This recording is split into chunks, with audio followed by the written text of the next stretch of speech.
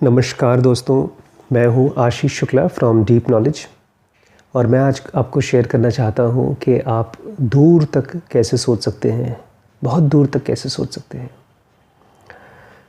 अभी कोई भाई साहब मुझसे पूछ रहे थे कि उनकी लाइफ में एक तो स्पिरिचुअल प्रॉब्लम है कि वो अपने आप को बहुत काम और कंपोज्ड होना चाहते हैं।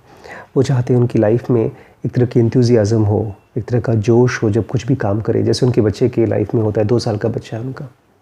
और दूसरी तरफ उनकी एक और परेशानी है कि कैसे उनके पास काफ़ी ज़्यादा पैसा इकट्ठा हो जाए, 2-4-10 करोड़ रुपए इकट्ठा हो जाए, ताकि उनकी एक पैसिव इनकम आना शुरू हो जाए, जिसके लिए उनको नौकरी न करना पड़े, काम न करना पड़े।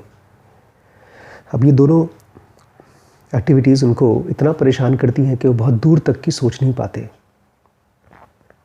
दूर तक हम सोच कैसे पाते हैं? हमारी कोई भी प्रॉब्लम जब हमारे पास आती है तो आइडियली हमको उस प्रॉब्लम के बारे में डीपली सोच पाना चाहिए, लेकिन ऐसा हो नहीं पाता, क्योंकि जब प्रॉब्लम हमारे पास आती है तो केवल हमारा इंटेलिजेंस उसको रिसीव नहीं करता है, हमारे इमोशन भी उसको रिसीव करते हैं।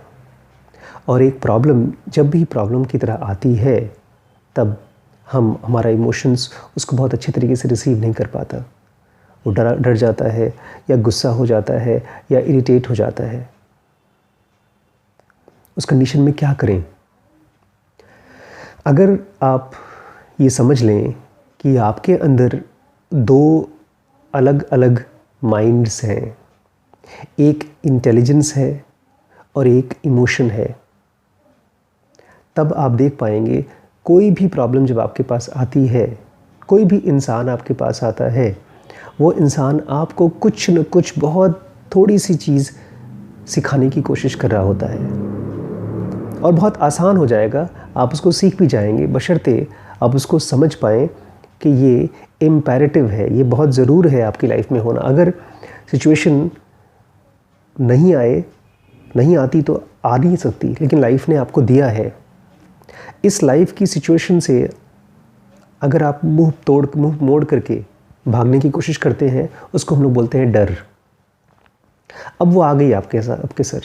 अब करना क्या है? आपको सबसे पहले तो अपने इमोशन को देखना शुरू करना होगा। जब ध्यान से अपने इमोशन को देखेंगे तो आप देखेंगे कि आप कुछ कर नहीं सकते, लाइफ में वो चीज़ आ ही रही है, तो आपका इमोशन धीमे धीमे काम हो जाएगा। एक तरह का जब आप इमोशनली उसके साथ फाइट करने की कोशिश करते हैं, मैं कह रहा हूँ कि आप गिव अप कर दीजिए। इमोशनली फाइट मत करिए। फिर जब इमोशन शांत होते हैं, जब डर शांत होता है, तब वो सिचुएशन में क्या करना है ये सवाल उठता है। आपका बिजनेस है या आपका स्पिरिचुअल जर्नी है, तब आप सोचना शुरू करते हो, आप यहाँ वहाँ देखना शुरू करते हो, जो भी हेल्प मिलने वाली है, हेल्प मिल सकती हैं, उनके ऊपर ध्यान लगाना शुरू करते हो, किताबें पढ़ना शुरू करते हो। जिस तरह से आप वीडियोस देख रहे हैं, वीडियोस देखना शुरू करते हैं, और फिर पता नहीं कहाँ से अचानक चीज़ें जुड़ना शुरू होती हैं। बहुत से लोगों ने आपकी ही सिचुएशन में रह करके अपनी प्रॉब्लम को सॉल्व किया है। उस प्रॉब्लम का सॉल्यूशन आप पहली बार सुन पाते हो। नहीं तो पता है क्या होता है, अगर आपका इमोशन रिएक्ट कर रहा है तो आप उसकी सॉल्यूशन सुनेंगे बंदे की, और आपका रिएक्शन कहेगा नहीं मेरे लिए मुमकिन नहीं हो पाएगा। तुम्हारे लिए इसलिए मुमकिन हो गया क्योंकि तुम ये हो, वो हो, तुम अमीर हो, तुम यंग हो, तुम बूढ़े हो, तुम शादीशुदा हो, तुम कुंवारे हो, वगैरह वगैरह। लेकिन जब आप इमोशनली गिव अप कर देते हैं, डरना नहीं, डर है और पता चल गया है कि कुछ हो नहीं सकता, तब आपका थिंकिंग आसपास की चीज़ों को स्टडी करना शुरू करता है।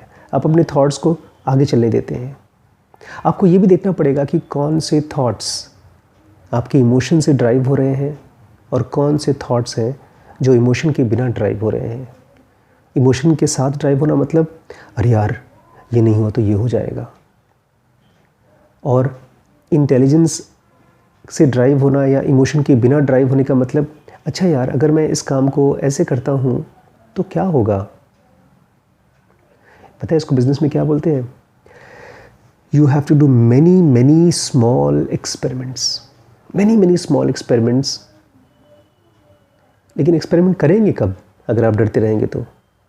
उस एक्सपेरिमेंट को करने के लिए जो एनर्जी चाहिए, that will happen only when your emotions are not stopping you. तो जब भी कोई सिचुएशन आए, सिचुएशन को देखिए और अपने इमोशन को देखिए, और जब ध्यान से देखेंगे emotions, they will help you to understand it. इस प्रोसेस को अगर आपको बहुत गहराई में जाना है, समझना है, सीखना है, तब एक विज्ञान है इसके लिए। उसको बोलते हैं the science of yoga. Yoga हमारे ही मन का वो विज्ञान है जिसके ज़रिए आप बहुत दूर की सोच सकते हैं। और ये तो शुरुआत है, इसके आगे कहानी बहुत लंबी है। मैं योगा को डिटेल में डिस्कस करूँगा। Thank you.